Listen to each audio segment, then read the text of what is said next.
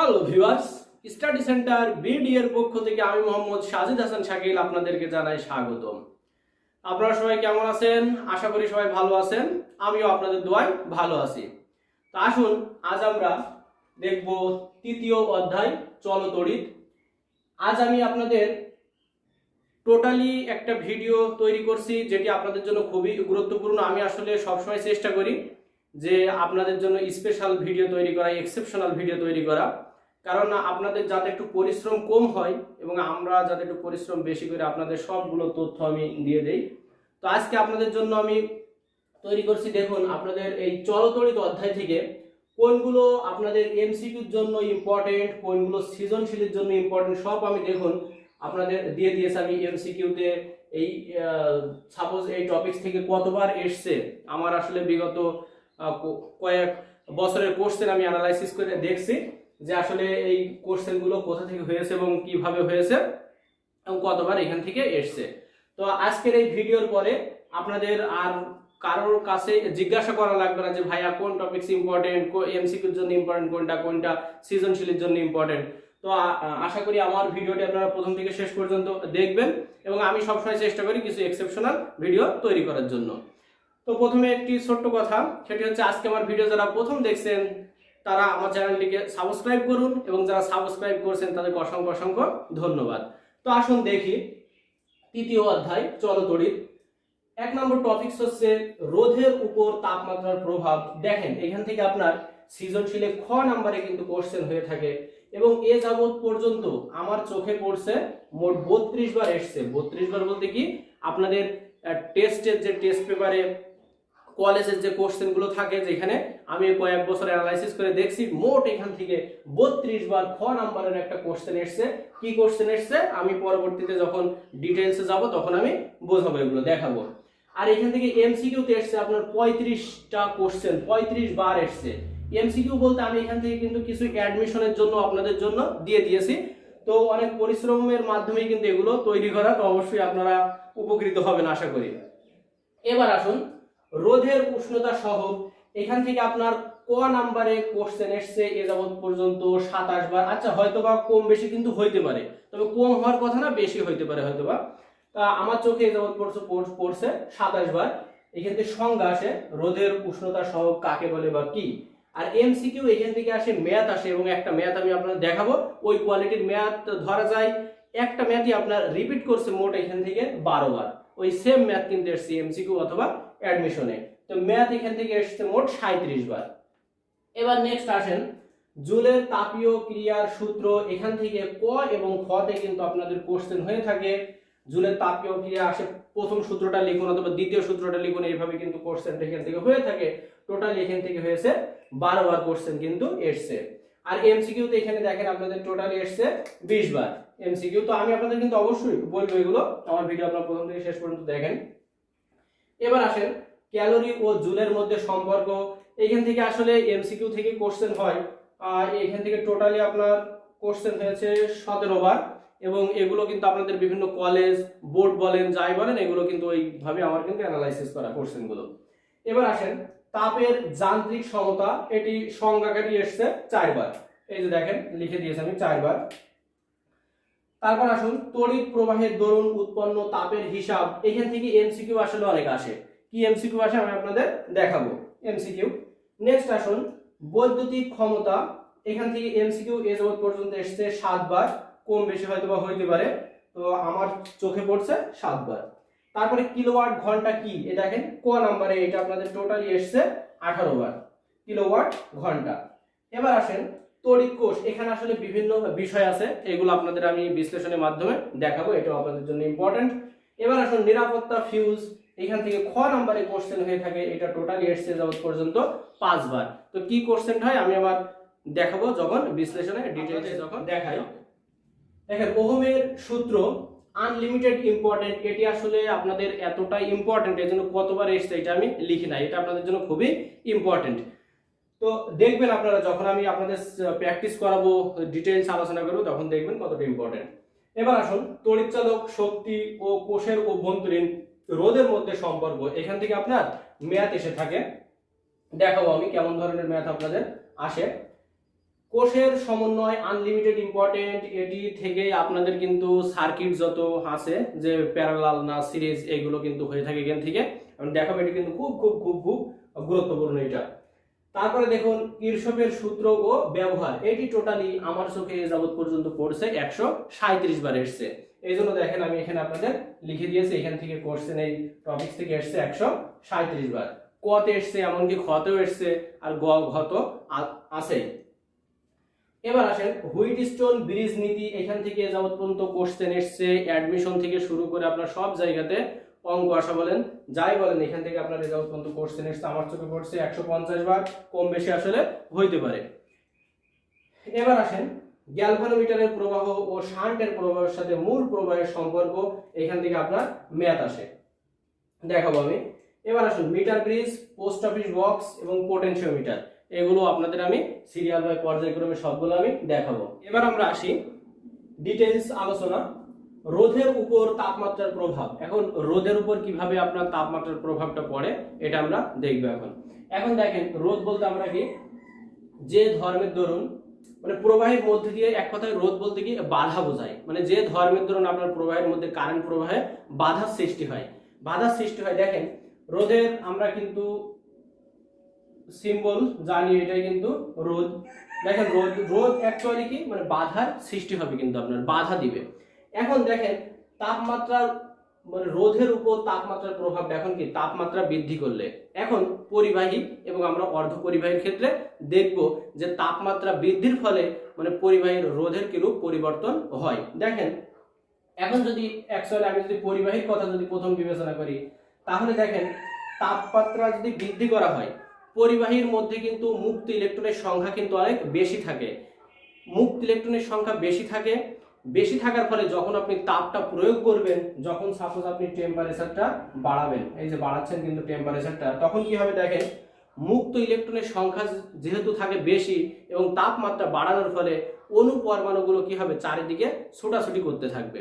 তখন কি হবে, তখন আপনার এই যে অণু পরমাণুগুলো এবং এই যে মুক্ত ইলেকট্রনগুলো এরা কিন্তু তখন সংঘর্ষে লিপ্ত হবে। সাপোজ আপনি মনে করেন আপনারা 10 জন একটা রাস্তার উপর মারামারি করছে। এখন আপনি ওই রাস্তা দিয়ে ভালোভাবে যেতে পারবেন না, কারণ কি রাস্তাটা পুরো জুড়েই কিন্তু মনে করেন 10 জন লোক জুড়ে আছে। এখন আপনি ওই রাস্তা দিয়ে ভালোভাবে যেতে পারবেন? এই তেমনই ভাবে এখন মনে করেন যখন সংঘর্ষ বাঁধবে মুক্ত ইলেকট্রনের সাথে, তখন এই রাস্তা দিয়ে কিন্তু কারেন্ট ভালোভাবে ফ্লো হতে পারবে না। আর কারেন্ট ভালোভাবে ফ্লো হতে পারবে না মানে কি, রোধ তখন বেশি, বাধা বেশি থাকলে কিন্তু কারেন্ট ভালোভাবে ফ্লো হতে পারে না। এজন্য দেখুন তাপমাত্রা যদি বেশি হয় আপনার রোধের মানও কিন্তু বেশি হবে পরিবাহীর ক্ষেত্রে, কারণ একটি মুক্ত ইলেকট্রনের সংখ্যা বেশি থাকে কিন্তু পরিবাহীতে। এখান থেকে কিন্তু আপনার 6 নম্বরে কোশ্চেন আসে, আমি বলে দিব। এবার দেখেন যদি আমি টেম্পারেচার কম করি তখন কি হবে, তাহলে বিপরীত হবে। যদি টেম্পারেচার আমি বাড়াই তাহলে আর এর মানটা বাড়বে, আর টেম্পারেচার যদি কমাই আমি আর এর মানটা এখানে কিন্তু কমবে। সেম ভাবে কিন্তু অ্যাকচুয়ালি এই রুলসটা কিন্তু আপনি দেখতে পারেন ভি ইকুয়াল টু যে আই আর সম্পর্ক আছে না, তাহলে আই এবং আর দুইটা কিন্তু কিভাবে আছে বলেন তো, এই দুইটা আছে ব্যস্তানুপাতিক আকারে। কিভাবে, মনে করুন I equal to V by R. এখন আমি যদি বিবেচনা করি আই সমানুপাতিক 1, মানে এটা কি সম্পর্ক, ব্যস্তানুপাতিক না? তাহলে দেখেন রোধের মান যদি বেশি হয় তাহলে আই এর মানটা কি হবে, কম হবে। আর রোধের মানটা যদি কম হয় আর এর মানটা তখন, রোধের মানটা যদি কম হয় আর এর মান বেশি হবে, রোধের মান বেশি হলে আর এর মানটা তখন কিন্তু কম হবে। অ্যাকচুয়ালি এই থিওরিটাও কিন্তু এটাই কিন্তু বোঝায়। দেখুন তাহলে এখান থেকে আপনাদের খ নাম্বারে যদি কোশ্চেন হয়ে থাকে যে পরিবাহীর ক্ষেত্রে তাপমাত্রা বাড়ালে রোধের কিরূপ পরিবর্তন হয় ব্যাখ্যা করুন, তখন আপনার ভাষা হবে কি যে আমরা জানি পরিবাহীর ক্ষেত্রে মুক্ত ইলেকট্রনের সংখ্যা থাকে বেশি, মুক্ত ইলেকট্রনের সংখ্যা যখন থাকবে বেশি তখন তাপমাত্রা যদি আমরা প্রয়োগ করি তখন অণু এবং পরমাণুগুলো কম্পন শুরু হবে। এই কম্পন শুরু হওয়ার ফলে অণু পরমাণুগুলো এই মুক্ত ইলেকট্রনের সাথে কিন্তু সংঘর্ষে জড়িয়ে যাবে। সংঘর্ষে যখন জড়বে তখন কিন্তু রোধের পরিমাণ বৃদ্ধি পাবে, এজন্য কারেন্ট ফ্লো কিন্তু তখন হতে পারবে না, কম হবে। এই ব্যাখ্যাটা আপনার কিন্তু এরকম। তাহলে অ্যাকচুয়ালি কি তাপমাত্রা যদি বেশি হয়, এই যদি বৃদ্ধি করা হয় রোধের মানটাও বৃদ্ধি পাবে, তাপমাত্রা যদি কম করা হয় রোধের মানটাও কম করা হবে। এটা পরিবাহী। এবার আসুন শুধু কি পরিবাহীর মধ্যে দিয়েই তাপমাত্রার উপর রোধের উপর তাপমাত্রার প্রভাব, এটা কিন্তু নয়, অর্ধ পরিবাহীর ক্ষেত্রে হয়ে থাকে, যেমন সিলিকন, জার্মেনিয়াম। তো আসুন দেখুন, আপনার তাপমাত্রা যদি বেশি করা হয় রোধের মানটা, এখন দেখুন অর্ধ পরিবাহীতে কিন্তু আপনার মুক্ত ইলেকট্রনের সংখ্যা থাকে কম। এখন যখন আপনার তাপমাত্রা বৃদ্ধি করা হবে তখন এই যে অণু পরমাণুগুলোর সাথে সংঘর্ষে কিন্তু জড়াবে, কিন্তু কম জড়াবে, মানে এখানে কিন্তু বেশি আপনার ছুটাছুটি বেশি করবে না। কারণ হচ্ছে আপনার তাপমাত্রা যখন বৃদ্ধি হবে তখন দেখুন যেহেতু মুক্ত ইলেকট্রনের সংখ্যা থাকে কম, সেহেতু আপনার তাপমাত্রা যদি বাড়ানো যায় তখন রোধের মান কিন্তু কম হবে অর্ধ পরিবাহীর ক্ষেত্রে। অনুরূপভাবে তাপমাত্রা যদি আপনি টেম্পারেচার যদি আপনি কমান, রোধের পরিমাণ তখন বেড়ে যাবে। অ্যাকচুয়ালি এইটা যা ছিল পরিবাহীর ক্ষেত্রে যা হবে, অর্ধ পরিবাহীর ক্ষেত্রে তার বিপরীত হবে।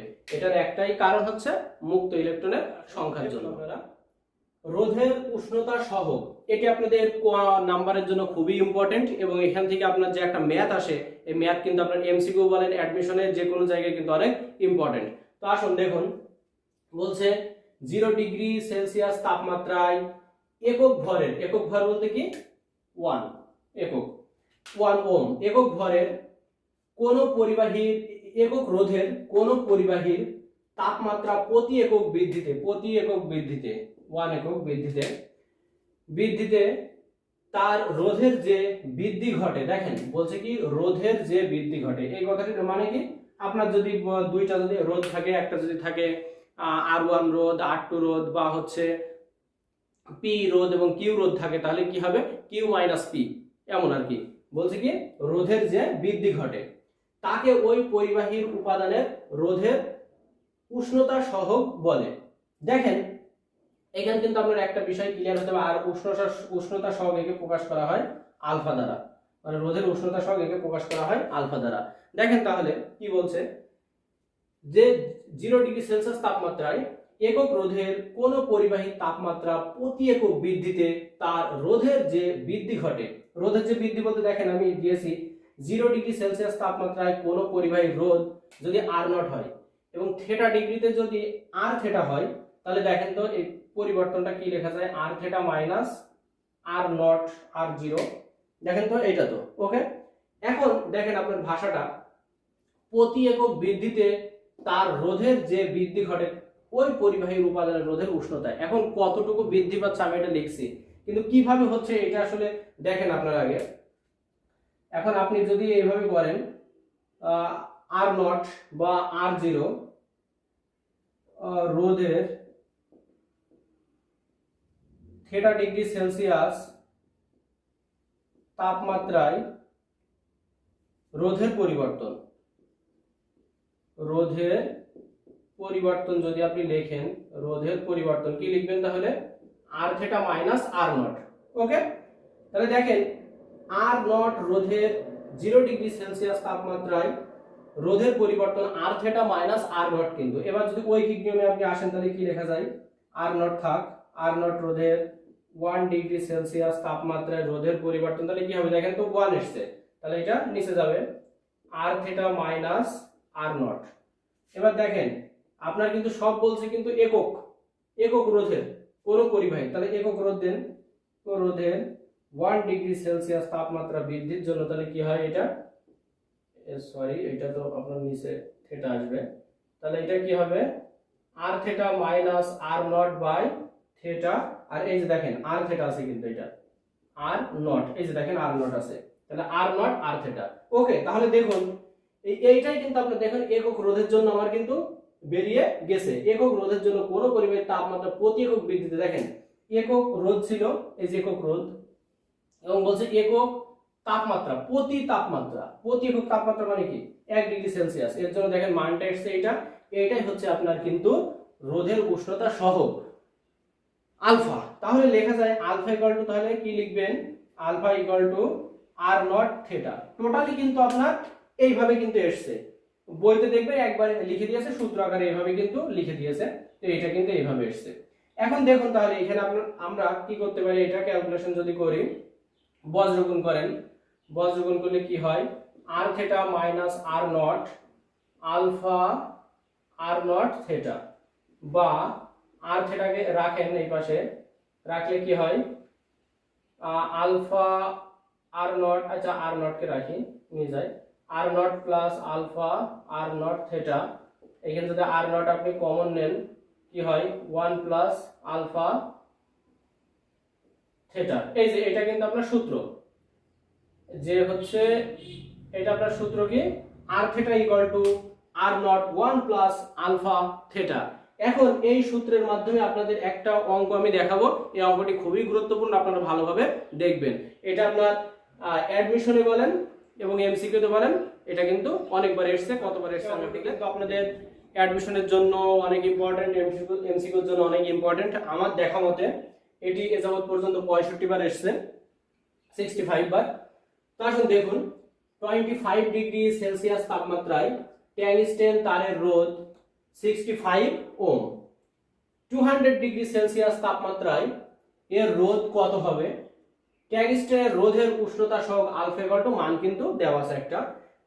দেখুন আপনাদের কিন্তু কি ছিল সূত্রটা আমি লিখি, R theta equal to R naught into 1 plus alpha theta. দেখেন আর থিটা বলতে কি বোঝায় আপনার 200, বা একটা কিন্তু ইম্পর্টেন্ট, আপনারা কিন্তু সংজ্ঞা বলেই দিছিল 0 ডিগ্রি সেলসিয়াস তাপমাত্রার জন্য। তাহলে দেখেন 0 ডিগ্রির জন্য কিন্তু এইটা সবসময় ফিক্সড, আর 0 ডিগ্রি ব্যতীত যা থাকবে সেটাই কিন্তু আর থিটা। কিন্তু দেখেন তাহলে 0 ডিগ্রির জন্য এখানে কিন্তু দেওয়া নাই, আপনার দেওয়া আছে কত 25 ডিগ্রি এবং দেওয়া আছে 65 ডিগ্রি। অবশ্যই আপনারা কিন্তু ভালোভাবে এটা বুঝবেন, 0 ডিগ্রির মান কিন্তু আপনার নাই। তাহলে এখানে 0 ডিগ্রি দেখি তাহলে কিভাবে করা যায়।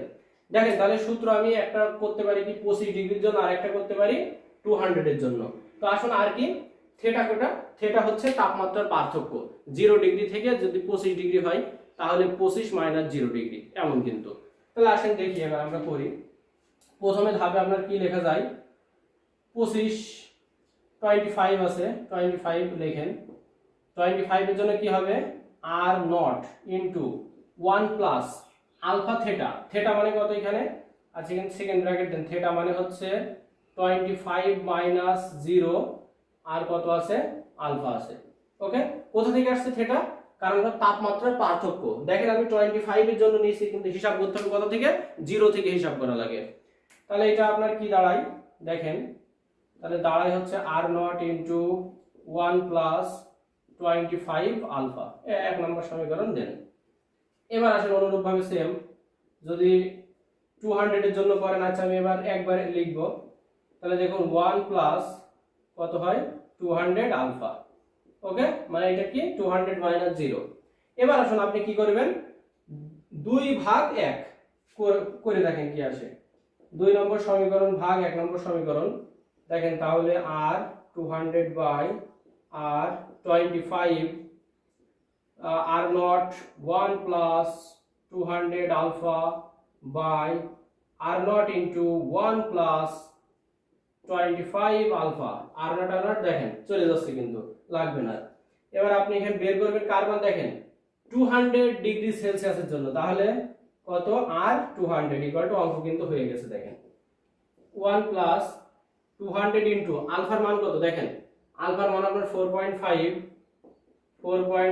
Into 10 to the power minus 3 এত আছে, এখানে বসাবেন 1 plus 25 into 4.5 10 to the power minus 3, আর দেখেন আর 25 কি হয়ে যাবে, গুণ হয়ে যাবে। আর 25 এর মান কত 65।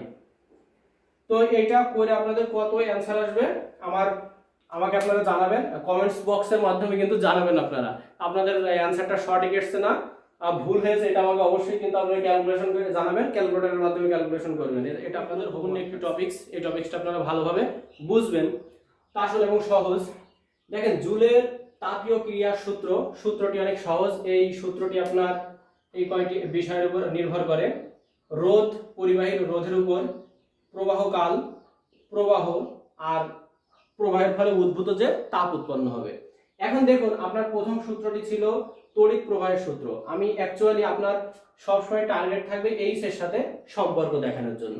এখন দেখুন তাহলে আপনি এইচ কে বাদ দিয়ে রাখেন, এইচ কে যদি আপনি বাদ দেন, এখন আমি প্রথমে বলছি কি তড়িৎ প্রবাহের সূত্র, তাহলে আমি নেব কোনটা, এই আই যদি নেই তাহলে আপনার থাকছে কি পরিবাহী রোধ এবং প্রবাহকাল।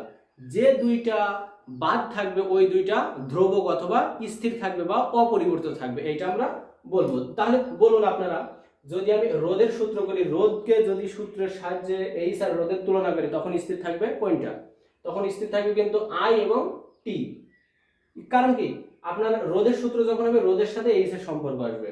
অনুরূপভাবে টি এর যখন সূত্র হবে এই প্রবাহকালের, তখন আপনার আর এর সাথে আর এবং আই কিন্তু স্থির থাকবে। তো আসুন দেখুন, প্রথম বলছে তড়িৎ প্রবাহের সূত্র। তাহলে দেখুন আপনারা লিখবেন কি, পরিবাহী রোধ এবং প্রবাহকাল এই আর এবং টি, দেখুন এখানে তাহলে কি আর এবং টি স্থির বা অপরিবর্তিত আছে। তাহলে আর এবং টি যদি অপরিবর্তিত থাকে, পরিবাহী রোধ এবং প্রবাহকাল যদি অপরিবর্তিত থাকে, তাহলে তড়িৎ প্রবাহের ফলে উদ্ভূত তাপ এইচ কিসের সমানুপাতিক হবে? প্রবাহের সমানুপাতিক। এই আই কি তড়িৎ প্রবাহ, ওই যে তড়িৎ প্রবাহের বর্গের কিন্তু সমানুপাতিক হবে। তাহলে দেখুন এটা আমরা লিখতে পারি কি, এইচ সমানুপাতিক আই স্কয়ার, তাই না? আচ্ছা, এটা যদি এইচ সমানুপাতিক আই স্কয়ার এটা যদি হয়ে থাকে, তাহলে দেখুন এখান থেকে আপনার কি বলা যায়, যদি দেখেন এইচ এর মান যদি 2 হয়, তাহলে আই এর মান কত হবে? 2 এর স্কয়ার, মানে তাহলে কত? 4 গুণ আকারে কিন্তু বৃদ্ধি পাবে। যদি 3 গুণ হয় 9 গুণ আকারে বৃদ্ধি পাবে। এইভাবে কিন্তু জিনিসটা কিন্তু সমানুপাতিক, মানে এটা যে হারে বৃদ্ধি পাবে তার দ্বিগুণ হারে কিন্তু এটা বৃদ্ধি পাবে। তাহলে এটা আমরা অ্যাকচুয়ালি লিখতে পারি এইভাবে, এইচ সমান সমান দিই আমি, এইচ সমান সমান যদি আমি এটা করি ধ্রুব আই স্কয়ার, ধ্রুবক নিই যে কোনো একটা সমানুপাতিক যদি তুলি, তাহলে এটা লেখা যায় কি এইচ বাই আই স্কয়ার ধ্রুবক, তাই না? এখন দেখুন আপনার হচ্ছে যদি I1 পরিমাণ প্রবাহ দিই, I2 পরিমাণ প্রবাহ দিই, তখন কি হবে? H1 পরিমাণ তাপ উদ্ভূত হবে, H2 পরিমাণ, H3 পরিমাণে এমন কিন্তু। তাহলে এটা আমি এইভাবে লিখতে পারি, দেখেন H1 বাই I1 এর স্কয়ার সমান সমান H2 বাই I2 এর স্কয়ার। কেন? কারণ এইভাবে কিন্তু আপনার ডট ডট ভাবে কিন্তু যেতে পারে, যতদূর আমি নিতে পারি। I3 এর স্কয়ার ডট ডট ডট সমান সমান ধ্রুবক। বোঝা গেছে? আশা করি বুঝছেন। কিন্তু এটা কিন্তু টোটালি এইভাবে আসে। ক্লিয়ার? ওকে, এবার আসেন তড়িৎ প্রবাহের সূত্রটা কিন্তু গেছে। এবার আপনার এটাকে যদি আপনি মনে করেন 1 নম্বর সমীকরণ দিতে পারেন। এবার আসেন আমরা করব কি, রোধের সূত্র দেখি। দ্বিতীয় সূত্র হচ্ছে রোধের সূত্র। দ্বিতীয় সূত্র রোধের সূত্র। আপনার কিন্তু পরীক্ষা অনেক সময় আসে যে হচ্ছে জুলের তাপীয় ক্রিয়ার দ্বিতীয় সূত্রটি লিখো, প্রথম সূত্রটি লিখো এইভাবে। তাহলে দেখেন এটা হবে কি, আপনার রোধ যেহেতু বলছে তাহলে আর, তাহলে আর কে আপনি বাদ দেন আর এইচ তো সবসময় বাদ থাকবে। তাহলে এখানে দেখেন স্থির থাকবে কি, এই প্রবাহকাল টি এবং আই কিন্তু স্থির থাকবে। তাহলে এটা হবে কি, এইচ সমানুপাতিক আর যখন আই এবং টি স্থির। আই এবং টি যদি স্থির থাকে, তাহলে দেখেন এটা কি লিখবেন, যে হচ্ছে আই কি প্রবাহ, তড়িৎ প্রবাহ, টি হচ্ছে কি সময়। এই দুইটা যখন স্থির থাকবে, তখন তড়িৎ প্রবাহের ফলে যে পরিমাণ তাপ উদ্ভূত হবে তা পরিবাহী রোধের সমানুপাতিক। তাহলে এইটা আপনারা অনুরূপভাবে সেম এইভাবে কিন্তু লিখতে পারবেন, এই যে এইভাবে। তাহলে এটা যদি লেখেন আপনারা কি লিখবেন, H1 বাই R1 সমান সমান H2 বাই R2, এভাবে ডট ডট ডট দিবেন ধ্রুবক। ওকে, দেখে নেবেন কিন্তু এইটার মতো সেম লিখবেন এইটার মতো। আমি একটু শর্ট ভাবে আপনাদের লিখে দেখাইলাম। কিন্তু অনুরূপ ভাবে এটা আপনি 2 নম্বর সমীকরণে রাখেন। এবার আসলে দেখেন বাদ থাকছে কি, আপনার তড়িৎ প্রবাহ গেছে, রোধ গেছে, এই যে তড়িৎ প্রবাহ গেছে, রোধ গেছে। এখন দেখেন প্রবাহকাল। প্রবাহকাল মানে কি, সময়ের সূত্র কিন্তু এইটা। তাহলে দেখেন তৃতীয় সূত্র আপনার কিসের সূত্র? সময়। তৃতীয় সূত্র তাহলে সময়ের সূত্র। তাহলে সময়কে আপনি বাদ দেন, তাহলে থাকছে কি আর এবং আই। তাহলে দেখেন সময় এখানে স্থির থাকবে কি আর এবং আই স্থির। তাহলে এইটা আপনি কি লিখবেন, রোধ এবং প্রবাহ, তড়িৎ প্রবাহ যদি স্থির থাকে, তাহলে তড়িৎ প্রবাহের ফলে উদ্ভূত তাপ সময়ের সমানুপাতিক। তাহলে এইভাবে লেখা যায়। অনুরূপভাবে আপনি কিন্তু এইভাবে লিখবেন, H1 বাই T1 সমান সমান H2 বাই T2, এইভাবে লিখবেন। এটা আপনি যদি 3 নম্বর সমীকরণ দেন। এবার আসেন আপনার অ্যাকচুয়ালি 1, 2 এবং 3 নম্বর সমীকরণ থেকে আপনি কি লিখতে পারেন দেখেন এটা। তাহলে এবার মুছে দিই আমি আপনাদের সুবিধার্থে। দেখেন তাহলে এবার আপনি 1 2 3 নাম্বার সমীকরণ হতে কি লিখবেন, তাহলে H সমানুপাতিক I স্কয়ার R এবং T। এই ধ্রুবক আপনি তোলার জন্য মনে করেন কি একটা কনস্ট্যান্ট নিচ্ছেন I স্কয়ার RT। এখন দেখুন আপনার এইগুলোকে I হচ্ছে তড়িৎ প্রবাহ অ্যাম্পিয়ার, রোধ ওম, সময় হচ্ছে সেকেন্ড। এখন কে এর মানটা যদি আপনি 1 ধরেন তাহলে এইটা আপনার দাঁড়ায় কি H = I স্কয়ার RT। কে এর মান যদি আপনি 1 ধরেন তাহলে আপনার সমীকরণটা দাঁড়ায় H = I স্কয়ার RT। এখন দেখেন এই সূত্র দিয়ে আপনি কিন্তু এখান থেকে আসে ম্যাথ আসে আপনাদের, এখান থেকে কিন্তু ম্যাথ খুবই সহজভাবে হয়ে যাবে। I তড়িৎ প্রবাহ, R হচ্ছে রোধ, T হচ্ছে সময়। এইটার যে ব্যাখ্যাটা ঠিক আছে কিনা, সূত্রটা ঠিক আছে কিনা আমরা এবার প্রমাণটা জুলের তাপীয় ক্রিয়ার ওই সূত্রটা ঠিক আছে কিনা আমরা সার্কিট ডায়াগ্রামের মাধ্যমে দেখব। তো এর আগে আমি একটু আপনাদের বলি, আপনারা জুল এবং ক্যালোরির হিসাব করা কিন্তু আগে, এখন আপনাদের কিন্তু জুল এককে হিসাব করা হয়, আগে কিন্তু ক্যালোরি এককে হিসাব করা হতো। এটা আমি দেখাবো এরপরে।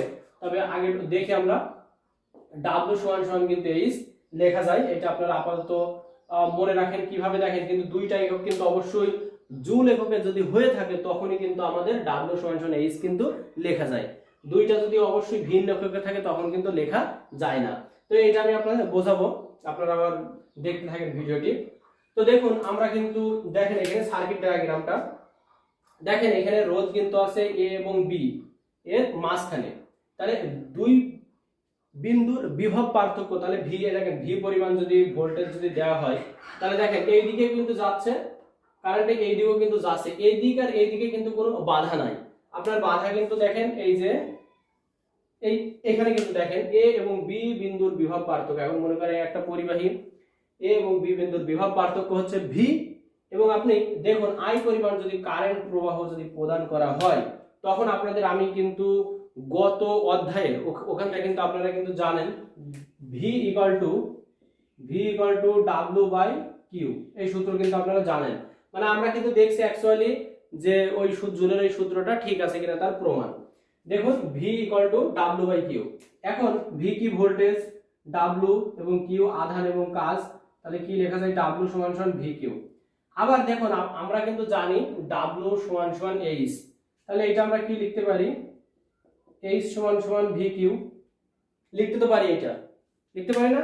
এই যেহেতু W = H এখানে লিখে দেবেন W = H। এরপরে আমি কিন্তু দেখাবো, আপনারা আমার পরের অংশটি দেখুন। তাহলে দেখুন আপনারা কি লিখবেন, এখানে V = কি জানেন IR। কোথা থেকে জানছেন এটা, ওহমের সূত্র থেকে, কিন্তু V = IR ওহমের সূত্র থেকে, এটা আপনারা সবাই জানেন। এবং দেখেন Q = আপনারা কি জানেন, Q = IT, Q = IT জানেন কিন্তু। তাহলে দেখুন আপনারা এখানে কি লেখা যায় I স্কয়ার RT। তাহলে দেখুন H অ্যাকচুয়ালি কি দাঁড়াচ্ছে H I স্কয়ার RT, যেটা আমরা কিন্তু এই সার্কিট ডায়াগ্রামের মাধ্যমে দেখলাম। তাহলে কিন্তু সূত্রের আমরা সত্যতা প্রমাণ পেয়েছি। এবার আমি আপনাদের দেখাবো এই যে W = H এটা কিভাবে আসছে এটা দেখাবো। এবার দেখুন আপনারা তাপের যান্ত্রিক সমতা, যে এটা আপনাদের সংজ্ঞায় কিন্তু অনেকবার এসেছে, দেখাবো আমি আপনাদের। এবং ক্যালোরি ও জুলের মধ্যে সম্পর্ক স্থাপন, ক্যালোরি ও জুলের মধ্যে সম্পর্ক স্থাপন আপনাদের MCQ তে বারবার এসেছে। 1 ক্যালোরি = কত, দেখেন আপনারা আসেন তারপর দেখাচ্ছি আপনাদের। দেখেন আমি যদি ধরি H ক্যালোরি = W জুল, আগে কিন্তু আপনাদের হিসাব করা হতো ক্যালোরি এককে, এখন কিন্তু আপনাদের জুল এককে হিসাব করা হয়। তবে অবশ্যই এটা কিন্তু আপনাদের সমানুপাতিক, কিন্তু W সমানুপাতিক, এটা কিন্তু সমান নয়। সমান কখন হবে আপনি লিখতে পারবেন তখনই সমান যখন আপনার এইটাও জুল এককে এটাও জুল এককে, মানে যখন একই রকম এককে থাকবে তখন কিন্তু আপনার এটা সমান লেখা যায়। কিন্তু এটা কিন্তু দেখুন আপনার ক্যালোরি একক এবং জুল এককে, এই দুইটা কিন্তু কখনো সমান বলা যাবে না। মানে কি এটা যদি 10 বৃদ্ধি পায় এটাও বৃদ্ধি পাবে 10, এটা যদি 20 গুণ বৃদ্ধি পায় এটা 20 গুণ বৃদ্ধি পাবে, এরকম কিন্তু সমানুপাতিকের সম্পর্কটা। তাহলে দেখুন এবার H ক্যালোরি = লেখা যায় W জুল, তাহলে 1 ক্যালোরি = লেখা যায় W/H জুল। ওকে, এখন দেখুন এই W এবং H এর মধ্যে যে সম্পর্কটা, এইটাই হচ্ছে আপনার তাপের যান্ত্রিক সমতা, যে যাকে প্রকাশ করা হয় J দ্বারা। তাহলে আমরা লিখতে পারি J = W/H। এখন ধরুন আপনার H যদি 1 হয় তাহলে কি লেখা যায় এটা, জে ইকুয়াল টু ডাব্লিউ। ওকে, এবার আপনার যে 1 মার্কসের যে সংজ্ঞায় যে আসে যে কাকে বলে, মানে তাপের যান্ত্রিক সমতা কাকে বলে, এটা দেখুন। তাহলে দেখেন বলছে একক তাপ উৎপন্ন করতে যে পরিমাণ কাজ করতে হয় তাকে তাপের যান্ত্রিক সমতা বলে। দেখেন আপনার কিন্তু প্রত্যেকটা সংজ্ঞা কিন্তু সূত্র থেকে কিন্তু হয়ে যায়। কিভাবে সূত্র থেকে হয় জানেন, মানে বলছে দেখেন একক তাপ উৎপন্ন করতে যে পরিমাণ কাজ সম্পন্ন হয়। আচ্ছা দেখেন তো এই সূত্র দিয়ে কিন্তু আপনার হয়ে যাচ্ছে ডাব্লিউ এবং এইচ এর রেশিও, এটাই হচ্ছে কিন্তু যান্ত্রিক সমতা। মানে একক তাপ উৎপন্ন করতে যে পরিমাণ কাজ করতে হয় তাকে কিন্তু বলা হয় তাপের যান্ত্রিক সমতা। ওকে, এবার আপনার এইটা কিন্তু অ্যাকচুয়ালি ওই যে রিলেশন যেটা ছিল 1 ক্যালোরি সমান 4.2 জুল, এটা আপনার এমসিকিউতে এবং অ্যাডমিশনে বলুন অনেকবার কিন্তু এসেছে এবং আপনার অঙ্ক করার ক্ষেত্রে কিন্তু লাগবে। এখন দেখুন আপনাদের কিন্তু অবশ্যই যেন ভুল না হয়, এখান থেকে যেন অঙ্ক যদি আসে এই এইচ আর ডাব্লিউ কে যখন সমান লিখবেন তখন অবশ্যই কিন্তু ফরম্যাট করে নেবেন জুল, মানে একই রকম এককে করে নেবেন। জুল এককে যখনই সম্ভব তখনই কিন্তু এইচ আর ডাব্লিউ কিন্তু সমান হবে। এটা কিন্তু আপনারা অঙ্ক করার সময় যেন উল্টিয়ে না যায়, দেখে রাখবেন কিন্তু। এবার আসেন ক্যালোরি, এটা আপনার 1 মার্কসের কোশ্চেনে অনেকবার আসছে, আমি আপনাদের কতবার এসেছে কিন্তু দেখিয়ে দিয়েছি আমার ভিডিও, দেখবেন কিন্তু আপনারা পর্যায়ক্রমে সব। ক্যালোরি দেখেন সংজ্ঞা 1 গ্রাম বিশুদ্ধ পানির তাপমাত্রা 1 ডিগ্রি সেলসিয়াস বৃদ্ধি করতে প্রয়োজনীয় তাপকে 1 ক্যালোরি বলে। দেখেন H equal to ms del theta এককটা হিসাবে ক্যালোরিতে হবে। এখন দেখেন H কি আপনি জানেন, m কি জানেন হয়তোবা ভর, আর s কি এই s টা হয়তোবা জানেন হয়তোবা আপেক্ষিক তাপ। এবার দেখেন ডেল থিটা মানে কি বৃদ্ধি, মানে তাপমাত্রার বৃদ্ধি, এটা হচ্ছে ডেল থিটা। তো অবশ্যই এরকম যদি মানগুলো দিয়ে আপনার অঙ্ক আসে তো অবশ্যই যেটি দেখাবো সেটি আপনাদের এই যে সূত্র, এটি আপনাদের এমসিকিউ তে অনেকবার এসেছে, অ্যাডমিশনে অনেকবার এসেছে এবং এই সূত্র দিয়ে আপনারা অঙ্ক কি ধরনের অঙ্ক পাবেন সেইগুলো আমি আপনাদের এবার দেখাবো। তো আসুন দেখুন আমরা কিন্তু জানি H equal two I square RT, এইটা কিন্তু আমাদের জানতে কোনো সমস্যা নাই, কিন্তু আপনাদের V square by R into T এটা কোথা থেকে এসেছে দেখেন। সূত্র আপনার ছিল H equal two I square RT, তাই না? দেখেন I স্কয়ার আপনারা ওহমের সূত্র থেকে কি জানেন, V ইকুয়াল টু IR, তাহলে I ইকুয়াল টু কি জানেন V বাই R। তাহলে দেখুন তো এবার I এর মান বসান V square by R square RT, তাহলে এখানে একটার কেটে যায়, থাকে হচ্ছে V square R into T। এই যে দেখেন এই সূত্রটা হয়ে গেছে। এবার আসুন VIT কিভাবে হচ্ছে দেখুন। VIT দেখেন আপনারা এই সূত্র থেকে, আচ্ছা যদি মনে করেন যে VIT আমি কিভাবে বের করছি, এটা এই সূত্র থেকে এখান থেকেও করতে পারবেন, এখান থেকেও করতে পারবেন, আপনি যে সূত্র থেকে যেভাবে পারেন সেভাবে কিন্তু করতে পারবেন। দেখেন এখান থেকে করুন আপনারা V, এটা যদি করেন V into V square R দেন আর T দেন, তাহলে দেখেন এটা কি হয় V বাই R, এটা আপনি V রাখেন আর V বাই R লেখেন আর T লেখেন, তাহলে দেখুন তো V বাই R কি I, তাহলে V থাকে I এবং T থাকছে। ওকে, তাহলে দেখেন এটা আপনাদের হয়ে গেছে। এবার যদি এখান থেকে করেন কি আসে দেখেন VI সমান সমান আপনারা কি সরি PT, এটা PT, তাহলে দেখেন VI সমান সমান আপনারা জানেন কি VI সমান সমান মানে পাওয়ার, P কি P power, P equal to VI, তাহলে দেখেন VI যদি চলে যায় P তাহলে PT, আপনার সূত্র কিন্তু এখানে দেওয়া আছে এইভাবে। তাহলে অ্যাকচুয়ালি দেখুন আপনার এখানে যদি কোনো অঙ্কের মধ্যে যদি তড়িৎ প্রবাহের মান, রোধের মান, T দেওয়া থাকে, কারেন্ট দেওয়া থাকে, তাহলে কিন্তু এই সূত্র দিয়ে করলে হয়ে যাচ্ছে। যদি আপনার বিভব পার্থক্য, রোধ এবং T দেওয়া থাকে তখন এই সূত্র, যদি আপনার VI এবং T দেওয়া থাকে, পাওয়ার এবং T দেওয়া থাকে তখন কিন্তু এই সূত্র আপনার হয়ে যাবে। ওকে, এবার আপনাদের দেখুন 1 মার্কসে কিন্তু অনেক এই কোশ্চেনটি এসে থাকে কিলোওয়াট ঘন্টা কাকে বলে, এবং এখান থেকে এমসিকিউ কিন্তু অনেকবার এসছে, এটা আমি আপনাদের এবার দেখাবো। আসেন দেখেন কিলোওয়াট ঘন্টা কাকে বলে। 1 কিলোওয়াট ক্ষমতা 1 ঘন্টা কাজ করলে যে শক্তি ব্যয় হয় তাকে 1 কিলোওয়াট ঘন্টা বলে। দেখুন আমরা কিন্তু খাবার খাই, খাবারের ফলে কিন্তু আমাদের শক্তি সঞ্চিত হয়, দেখেন আমরা কিন্তু কোনো পরিশ্রম করলে, কোনো কাজ করলে, যে কাজই করি, এই যে আমি ক্লাস নিচে ধরেন ঘামছি গরমে, এটা কিন্তু আমার অনেক পরিশ্রম হচ্ছে, এনার্জি যাচ্ছে। আমরা কিন্তু যে কোনো কাজই যদি আমরা করি আমাদের কিন্তু পরিশ্রম কিন্তু হয়। দেখেন তাহলে আপনার কতটুকু আপনি পরিশ্রম করছেন, সময়ের কিন্তু একটা ব্যাপার থাকে। এখন দেখুন তাহলে 1 কিলোওয়াট ক্ষমতা 1 ঘন্টা কাজ করলে যে শক্তি ব্যয় হয় তাকে 1 কিলোওয়াট ঘন্টা বলে। এখন আসুন 1 কিলোওয়াট ঘন্টা মানে কি, KWH মানে কিলোওয়াট আওয়ার। দেখুন তাহলে এটা কি লেখা যায়, 1000 ওয়াট আওয়ার। এখন দেখুন 1000 ইনটু 3600 এটা কোথা থেকে আসছে? দেখুন ওয়াট আওয়ার, 1 ওয়াট আওয়ার সমান সমান লেখা যায় 1 ওয়াট, আর আওয়ার মানে কত, 60 গুণ 60 সেকেন্ড, 3600 আপনার দেখেন এখানে কি আসছে। আর ওয়াট এবং সেকেন্ড হচ্ছে জুল। এই অনুরূপ ভাবে দেখুন ওয়াট আওয়ার থেকে আপনার লেখা যায় 3600 জুল লেখা যায়। তাহলে এটা যদি আপনারা বৈজ্ঞানিক নিয়মে যান তাহলে কি করবেন, 3.6 যদি দেন এখানে, এদিকে 3টা এদিকে 3টা, 3.6 × 10⁶ জুল। তো এটা কিন্তু আপনার অনেক ইম্পর্টেন্ট সংজ্ঞা, এবং আপনার এখান থেকে এমসিকিউ এসে থাকে 1 কিলোওয়াট আওয়ার সমান সমান কত জুল, এটা কিন্তু এসে থাকে। আপনার অনেকজন ভুল করেন কি জানেন, দিয়ে আসেন 1000টি দিয়ে আসেন, কিন্তু এটা কিন্তু ভুল হবে। কিন্তু অবশ্যই আপনার অ্যানসার হবে এইটা। আর না হয় আপনার কি করতে হবে, এটা যদি বৈজ্ঞানিক আকারে না করেন তখন আপনার এখানে কিন্তু শূন্যগুলো যতগুলো শূন্য আছে বসাবেন। কিন্তু অবশ্যই 6টা, 1 2 3 4 5টা হয়েছে, আর একটা দিবেন, এই যে এত কিন্তু জুল। তো আপনাদের এইভাবে আসে পরীক্ষায় 3.6 × 10⁶ জুল।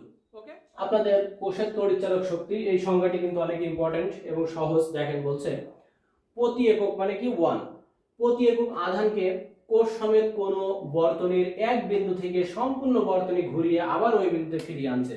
মানে এইখান থেকে শুরু করে এইভাবে গিয়ে আবার যদি পুরোটা যদি এখানে ফিরে আসে মনে করেন এইভাবে, তাহলে দেখেন এক বিন্দু থেকে শুরু করে আবার যদি সম্পূর্ণ বর্তনীটা ঘুরিয়ে আবার ওই বিন্দুতে ফিরে আসে, তাহলে যে পরিমাণ কাজ সম্পূর্ণ হচ্ছে এটাই হচ্ছে ওই কোষের তড়িৎচালক শক্তি বলে। তাহলে তড়িৎচালক শক্তি E = কি লেখা যায়, W/Q। Q কি আধান আর W হচ্ছে কাজের পরিমাণ। ওকে, এবার আসেন তাড়ন বেগ। এখন আপনাদের তাড়ন বেগ এইটা সংজ্ঞাটা জানা দরকার। তো আপনাদের পরীক্ষাতে খুব বেশি এসছে এটা না, তবে আপনাদের জানতে হবে এই জন্য যে আপনার কি পরিমাণ তড়িৎ প্রবাহ যায়, মানে I = NA/VQ, এই একটা সূত্রের প্রতিপাদন আছে। এই সূত্রের প্রতিপাদনের জন্য কিন্তু এটা দেখা লাগবে। তো আসুন দেখি এবার আমরা তাড়ন বেগ। কোন কোষের দুই প্রান্ত একটি পরিবাহী তার দ্বারা যুক্ত করলে, আচ্ছা আমি চিত্র আমি দেখাবো, যখন প্রমাণ করব তখন দেখাই। পরিবাহী তার দ্বারা যুক্ত করলে পরিবাহীর মুক্ত ইলেকট্রনগুলো প্রবাহিত হয়ে তড়িৎ প্রবাহ সৃষ্টি করে। ইলেকট্রনগুলো কিন্তু মুক্ত অবস্থায় থাকলে তড়িৎ প্রবাহের সৃষ্টি করে। আমি কিন্তু রোদের উপর তাপমাত্রার প্রভাব এটা কিন্তু দেখিয়েছি প্রথমেই।